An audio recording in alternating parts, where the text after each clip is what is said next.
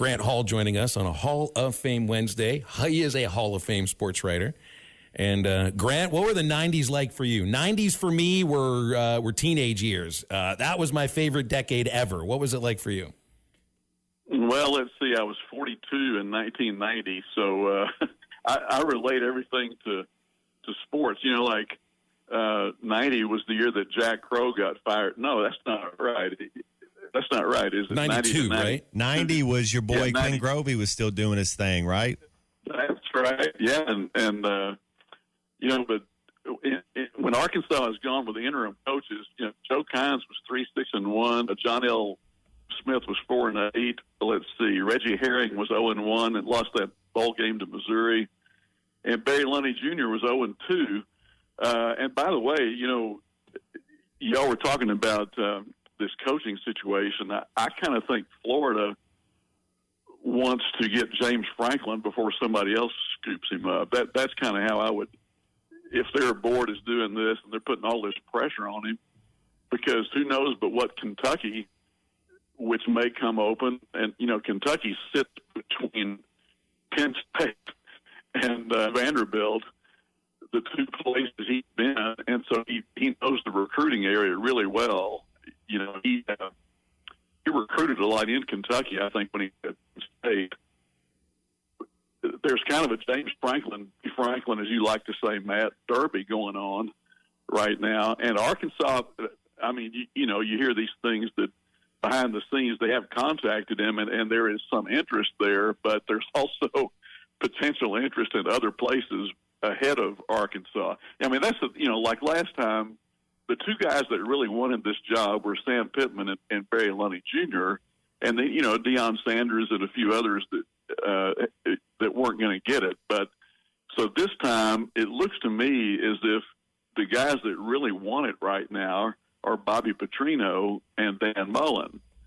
Mullen is said to not really care who the colorful language, who the athletic director is.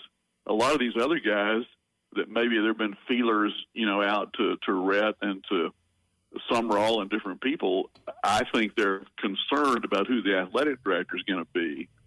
So, Grant, what would your vote? What would your vote? Would you think Dan Mullen would be a good fit? I think Petrino is going to get the job. If I'm just what I do too. I don't. I mean, someone told me the other day that knew people at Mississippi State in the athletic department when he was there, that nobody in the athletic department there liked him. Now, not that that's disqualifying. I mean, Lou Holtz had his detractors when he was here, and Bobby his first time, in terms of your bedside manner and things like that. That may not matter. So it's kind of like, Mike Shildt got fired the other day, Phil. And I was reading about this, Grant, yeah. Tom Pagnozzi had told me that he didn't think the Cardinals liked him very much when he was there. I know there are a lot of my friends that still wish he had stayed with the Cardinals because he did a pretty good job. And I don't know whether Tatis and Machado liked him or what happened there. Phil, have you read about that a little bit? What happened there? I read just a little that the relationship with Shildt and the coaching staff was not very good. Yeah, that doesn't surprise me. Yeah, he rubbed the coaches pretty poorly. I saw a little bit of that in the Texas League when Shildt managed AA Springfield. He pissed off a bunch of other coaching staffs too, but nobody's worried about that. It's just how you get along with your own people. And it's funny because he was very good with the media, and if you just watched his post-game shows all the time, you would never know that there was any problem like that. So, but getting back to the business at hand here, I just think it all. Like I talked to probably 20 guys at Paradise Valley. There was a tournament there over the weekend, and I would say 75% of them would like to go with Petrino just because up here they understand the money situation. Everybody keeps saying it's the money, the money, the money.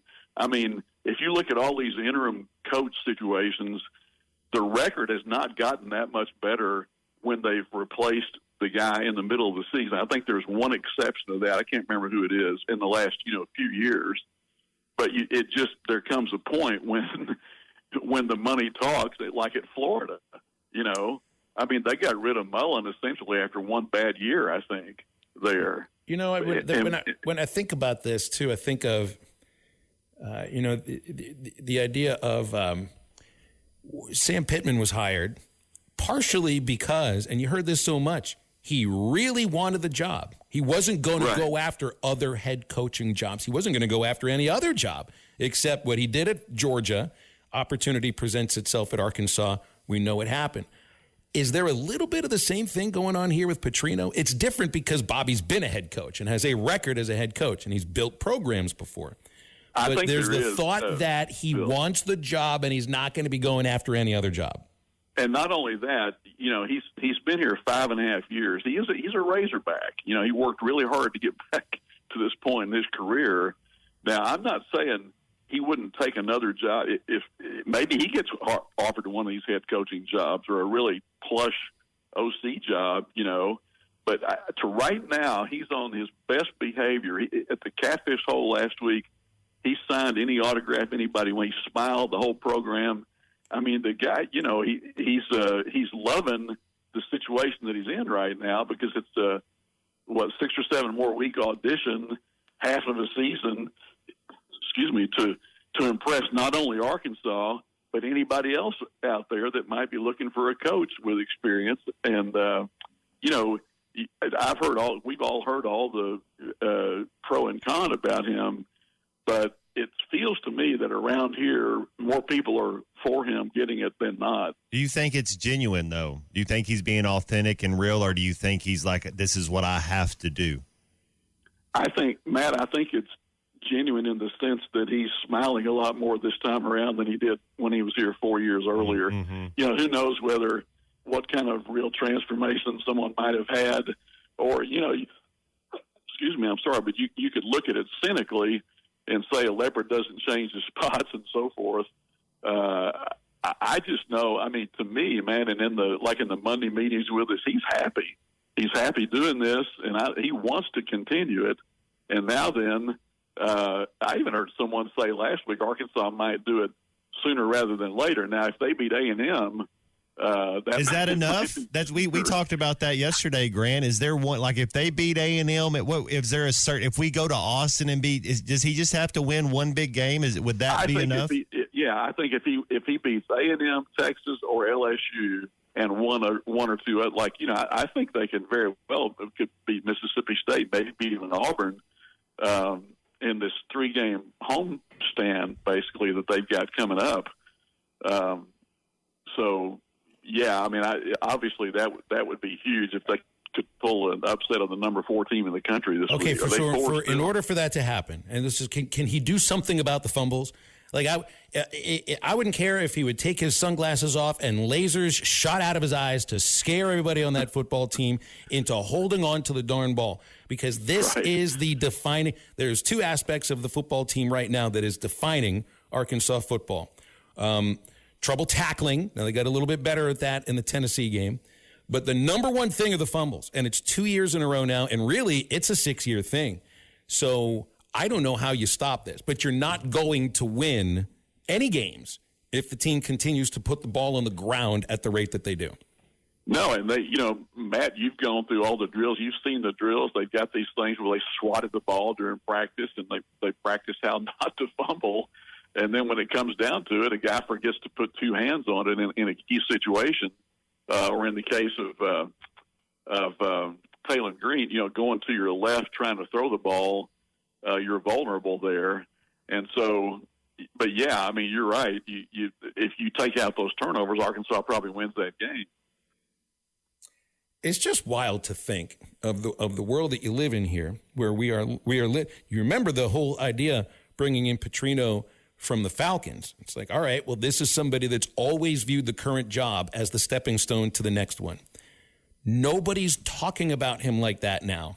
The way that he's being spoken about is a potential state. Like, you're talking about him being happy and, signing all the autographs that go along with that. So maybe there has been a change in his personality that he projects outwardly.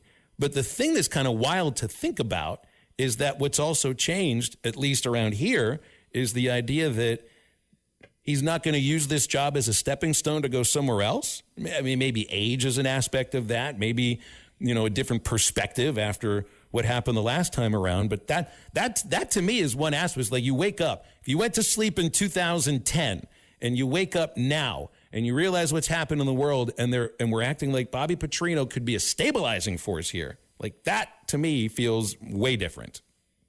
Yeah, I mean, I think he's got a great chance to get it unless the money situation dramatically, improves somehow at Arkansas. And there's no everyone I talk to says that's not going to happen anytime soon. With the kind of money we're talking about, that if he just goes 2-5 or something, and they play competitively in 2 or 3 of the other losses, that would be my thought about what's going to happen. Now, if they go 1-6, let's say, in these 7, and they want to go with, there's a candidate that really wants it, that they feel good about, some young person who likes whoever the AD is going to be, then, I mean, I think it would be possible that Bobby might go taking others out. I mean, what if he could get the Kentucky job or the, name your job? So, but I think he wants to be here, and up here in Northwest Arkansas, I think fans are pretty happy about that for the most part. You don't always win your first bet. That's why MyBookie has you covered. Use our code HOGS, H-O-G-S, and your first bet up to $500 is fully covered. If your pick doesn't hit, you get it right back with our Bet Back bonus. Go to mybookie.ag and use the code HOGS to claim your Bet Back bonus. MyBookie's, where bettors win together, because bragging's good, but cashing in is better. And your first bet is fully covered. Use our code HOGS. Must opt in during the bet to use the Bet Back bonus.